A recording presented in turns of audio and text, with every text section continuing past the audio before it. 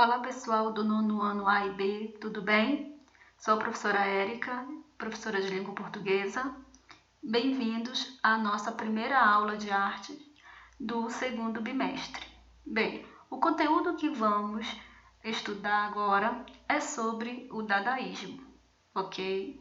Pegue seus materiais como lápis, marca-texto e o sistema Max e abra na página 104.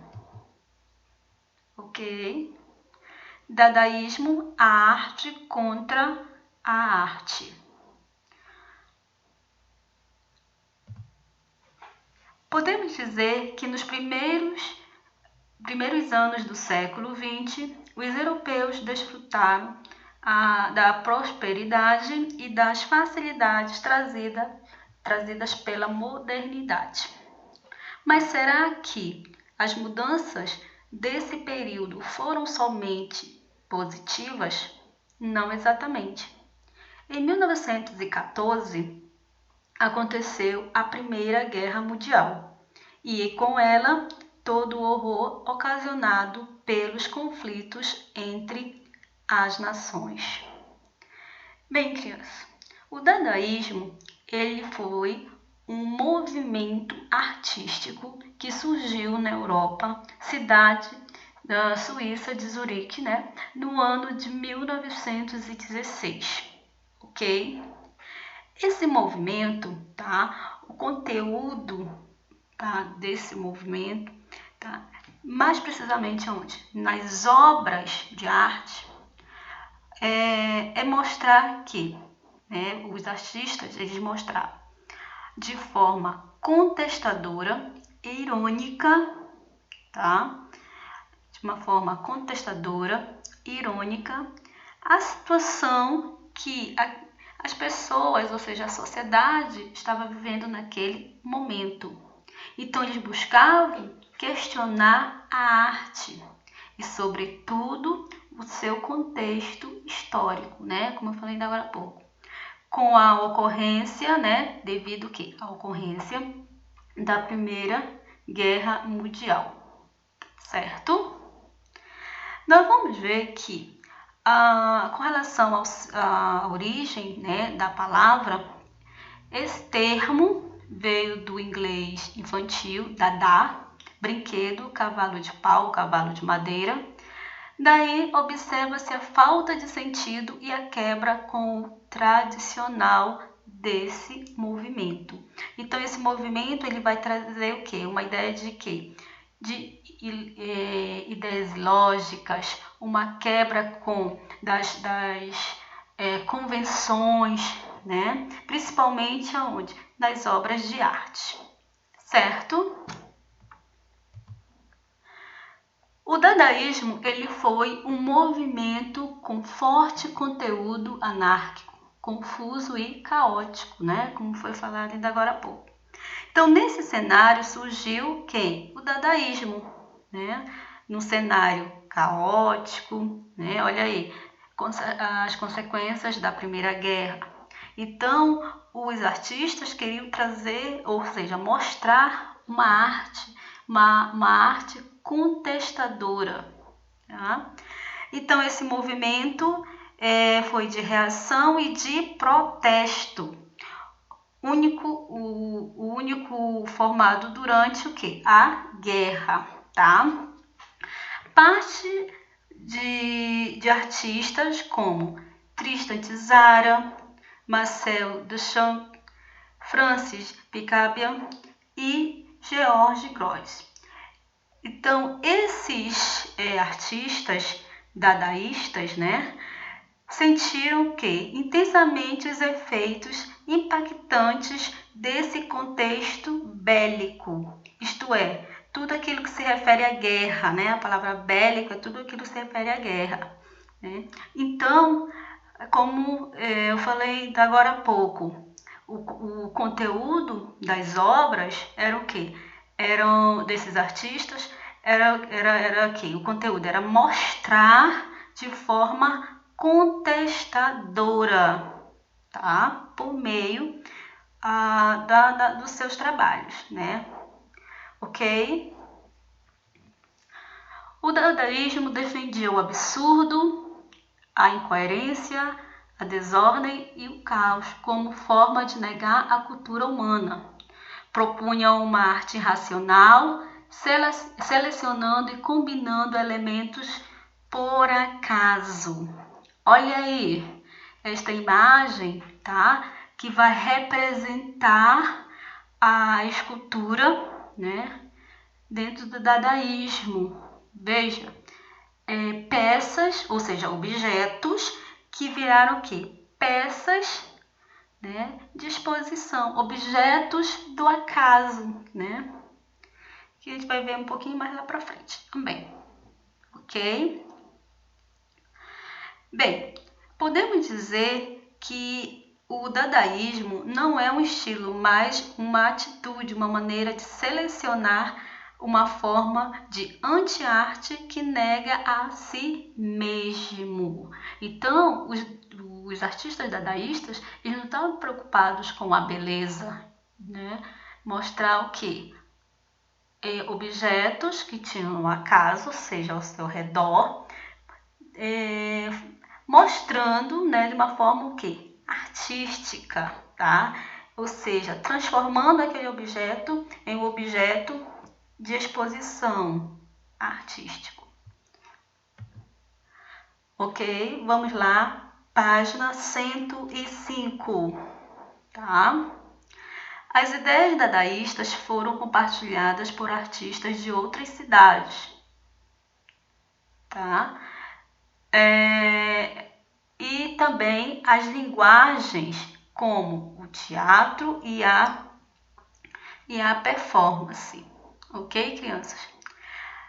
A incoerência no discurso, a negação dos valores acadêmicos e o uso do acaso nas criações artísticas estiveram muito presentes aonde? Nas obras, né, dentro desse movimento, ok? Em 1918, o poeta romeno Tristan Tzara apresentou seu Manifesto Dada no terceiro número da revista Dada, uma diferença entre o dadaísmo e as demais vanguardas europeias. E que ele afirma dentro desse manifesto, tá? Que o futurismo e o expressionismo, por exemplo, tinham a visão otimista de que da Europa em guerra surgiu o quê? Surgiria a beleza, ao passo que o dadaísmo não tinha esperança em absolutamente nada, né? Essa é a sua afirmação dentro do manifesto, ok? Bem, gente, com um ambiente pessimista, né, que pairava sobre os artistas dadás, esta arte ela foi considerada muitas vezes como niilista, né? Vamos ver que tipo de arte é essa dentro do dadaísmo. Página 106. O niilismo dadaísta pode ser percebido pela escolha do próprio nome do movimento, tá? O niilismo prega a anulação da existência.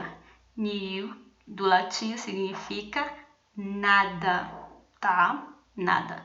Enquanto o sufixo ismo remete a uma ideologia. Então, gente, esse movimento, tá? Ele é um movimento que não significa nada. Aí você vai me dizer, como assim, né? Como assim que não significa nada, né?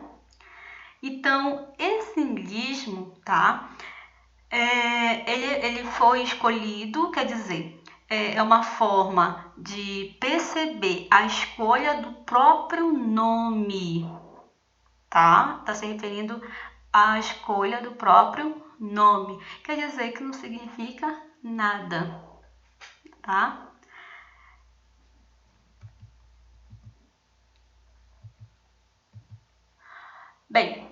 Marcel Duchamp entrou em contato, olha aí, estéticas impressionista, pós-impressionista e cubista. Dentro desse movimento, nós vamos ver um pintor e escultor que se sobressaiu dentro desse movimento, dentro dessa técnica artística, né, do indianismo, a forma, né, de como se apresentar as obras de arte, e a chamada Vermeers, tá? Vamos lá.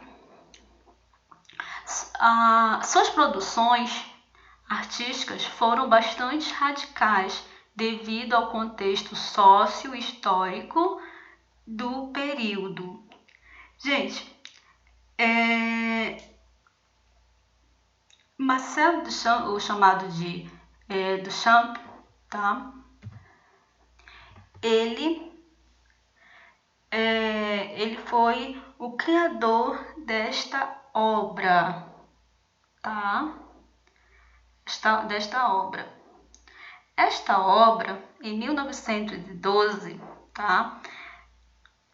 Apresentou ao Salão dos Independentes, que é um salão de arte parisiense, certo? O nome desta obra é Nu Descendo as Escadas, número 1. Esta obra ela foi rejeitada a princípio, tá? Pela instituição, sob justificativa de estar ridicularizando o cubismo, embora essa obra em muito dialogue com a vertente cubista. Realmente, se nós formos analisar, né, esta obra, ela tem o quê? Características cubistas. Mas essa obra ela foi rejeitada, né? Porque era como fosse o quê? Uma ofensa a quem? A esse movimento. Vamos ver aqui no jogo rápido que relação você consegue encontrar entre essa obra de Duchamp e a estética cubista. O que vocês acham?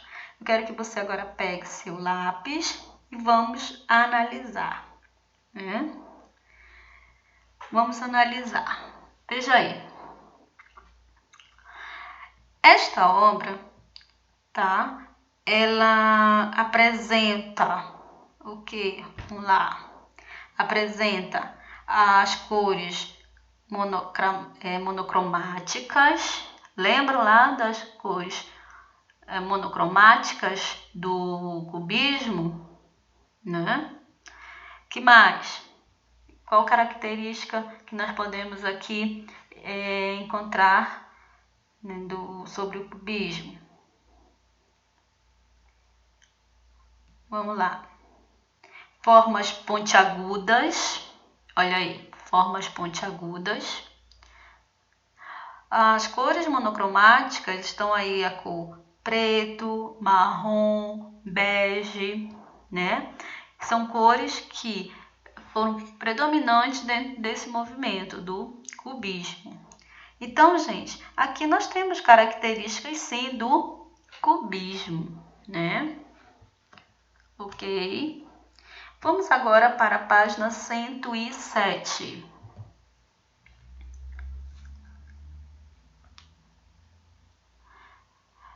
No ano seguinte, Duchamp criou roda de bicicleta, com a intenção de provocar as noções da escultura tradicional. Veja aí, olha aí, o criador, né, com a sua criação, roda de bicicleta, 1913. Bem, gente, observe como essa escultura, tá? Ela trouxe uma inovação para a arte. A utilização de objetos comuns e industrializados, não manufaturados, como a roda de bicicleta e o banco. Olha aí, né? Aqui. Contudo, ao combinar os dois objetos e colocar a roda em cima do banco, fez deste a base da própria escultura. Olha aqui, gente. Os objetos do acaso, ou seja, objetos comuns, né? Objetos comuns em que ele o quê? Montou, né? E criou o quê? Se transformou, na verdade se transformou em uma escultura. Aí você vai dizer assim, o que significa isso? Né? Significa o quê? Mais precisamente uma forma de quê? De protesto, tá? Uma forma de protesto. Uma forma irônica de protestar, né? De questionar a arte, né? Ok, crianças? Então, gente, com essa provocação, né? Vamos dizer assim, uma forma de protesto, provocação, Duchamp deu início ao que viria a ser os well-made, né? Objetos do cotidiano, fabricados de maneira industrial e em larga escala, que o artista passou a utilizar como objeto de arte, tá?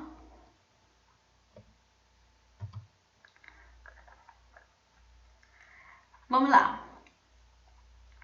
Well-made. O que significa, né? O que é? É o que? Objetos, né? São objetos do cotidiano, fabricados de maneira industrial. São objetos que os artistas, mas precisamente esse artista, né? Pegou, né? De uma forma de mostrar, né? De uma forma provocante, até mesmo contestadora, de mostrar aquele objeto que está ali no acaso e transformar numa obra de arte, tá? O nome desta obra aqui é chamada de Fonte, tá? Então, foi com esta obra, tá? Que 2 anos após Duchamp ter se mudado para Nova York, que o artista causou uma inquietação na sociedade e no meio artístico. Você sabia que esta obra, tá? Está aqui, ela é considerada como um ícone da arte moderna, né? Esse urinol, tá? Então, essa obra, ela foi apresentada no Salão de Nova York, que tinha a intenção de não recusar nenhum trabalho. Porém, a proposta do artista causou tanto escândalo que, em primeiro momento, foi recusada. Então, imagina, apresentar uma obra de arte com esse objeto, né? Um objeto tão comum, tão insignificativo, que para o artista é algo que, ao contrário, significante, né?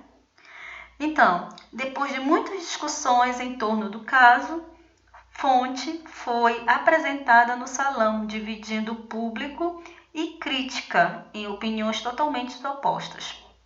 Amada ou odiada, no entanto, essa peça de Duchamp se tornou um dos grandes ícones da arte moderna, como falei agora há pouco.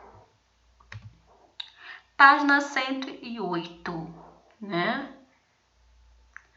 Mas afinal, o que não é arte? Né? Agora uma pergunta, né? Então, tomando como exemplo, tá, a obra, a fonte, certo? O artista tirou um objeto de seu lugar comum e atribuiu a uma peça, um título a uma peça, tá? Mas qual a diferença entre esse urinol e o urinol de um banheiro público, ou de uma residência? Por que esse objeto pode ser considerado arte e o da nossa casa ou do banheiro público não, né? Gente, a diferença é que o artista propôs que aquele objeto fosse visto como arte. Olha aí. E nada mais apropriado que colocá-lo em uma exposição para que ele fosse visto dessa maneira. Então ele pegou este objeto de um objeto que é tão comum, né?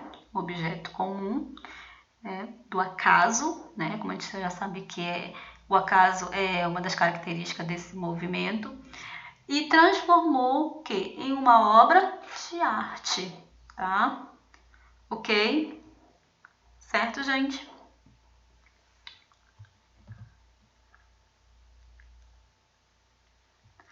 Anti-arte Dada. Vamos lá. Agora nós vamos conhecer um outro artista dadaísta, Francis Picabia. Esse artista ele percorreu a vários estilos antes de se tornar Dada, né? Antes de entrar no estilo, né, dadaísta. Suas obras artísticas revelam esquemas de máquinas e outros objetos. Gente,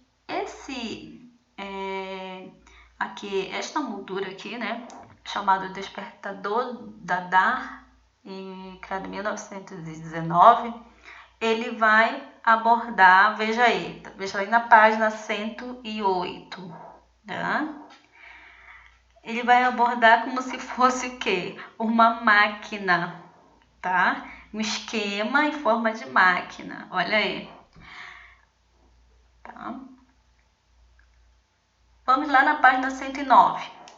A respeito desse desenho e dos detalhes contidos nele, tá? Podemos fazer algumas inferências, conhecendo por seu estilo que sugere tanto os desdobramentos do movimento Dada quanto o movimento do próprio mecanismo ilustrado. Então aqui, gente, a inferência quer dizer a dedução, né, ou a compreensão lógica com base em algo. Aqui se faz uma inferência a quem? A máquina, né? Ao mecanismo de uma máquina, certo? Vamos lá. Para exemplificar o mecanismo do despertador Dada, Picabia ilustrou uma bateria, o retângulo preto, olha aí, retângulo preto, em posição vertical.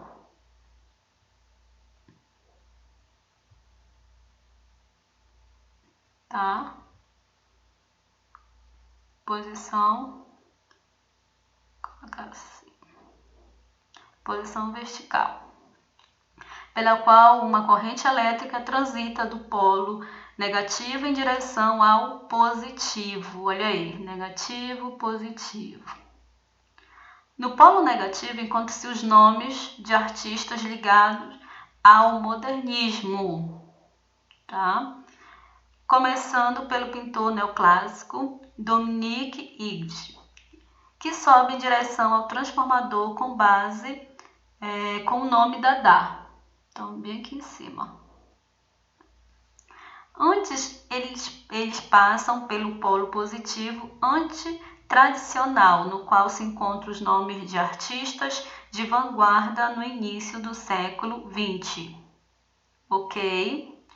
Bem, quando esse circuito se completa, olha aí, já vem para cá, ó, tá?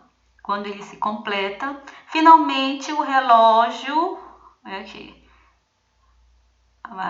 aqui, o relógio, aqui, desculpa, aqui, perdão, pega aqui, positivo, negativo, e quando finalmente o relógio que está aqui na parte superior, tá? Eles se encontram, tá? Começa o que? A funcionar. E quando começa a funcionar, o sino começa, bem aqui, começa a bater, ou seja, começa a tocar. Isso aqui, gente, por meio do mecanismo de uma máquina, ele vai mostrar o estilo dadaísta, certo? Ok? Bem, os artistas dadaístas buscavam a destruição da lógica e a valorização do irracional. Utilizava a técnica como a colagem e a fotomontagem. Gente, não era só pintura, tá? Não era só a escultura, mas a técnica da colagem e da fotomontagem estavam muito presentes dentro desse movimento. Então, para compor suas obras, os artistas dadaístas, assim como os poetas, valeram das leis do acaso, como foi falado ainda agora há pouco. A obra sem título, veja aí ainda na página 109. A obra sem título do dadaísta Hans Ack é um exemplo de rejeição às convenções artísticas. Veja aí. Como o próprio título sugere, o artista utilizou quadrados de cor branca e azul. E para efetuar o processo de colagem, olha a técnica da colagem, dispôs essas peças de maneira aleatória. Contudo, é preciso levar em conta que, por mais que tenha havido uso do acaso como fonte de inspiração inicial, nota-se nessa tela uma composição harmônica que sugere um mínimo de controle por parte de App. Então, gente, esta técnica aqui, tá? Dentro dessa moldura, né? Desta obra, vamos ver que ela surgiu do acaso, usando a técnica da colagem, certo? Ok? Gente, o dadaísmo, tá? Ele teve uma breve duração, tá bom? Foi um movimento que causou bastante barulho, tá? Foi um movimento contestador, certo? No meio artístico, e ele abriu portas para o surrealismo, que é o próximo assunto, né, que nós vamos estudar da unidade. Ok, crianças? Então, nós vamos agora para a página 110. Atividade no sistema. Bem, concluído o assunto, nós vamos agora propor uma atividade no sistema. Então, vocês irão fazer atividades páginas 110 e 111, tá? Max Desafio e você aprendeu página 112. Tarefa não é para fazer, tá bom? Essa parte aqui não é para fazer. Ok?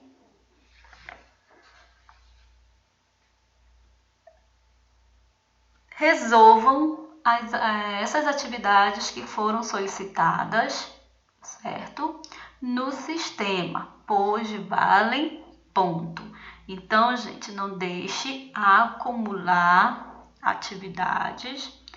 Qualquer dúvida, entre em contato comigo pelo PV, tá? Não deixe acumular atividades. Como já ocorreu situação passada, né? Muitos alunos não fizeram exercícios durante as aulas online, deixaram para a última hora, tá? É muito ruim.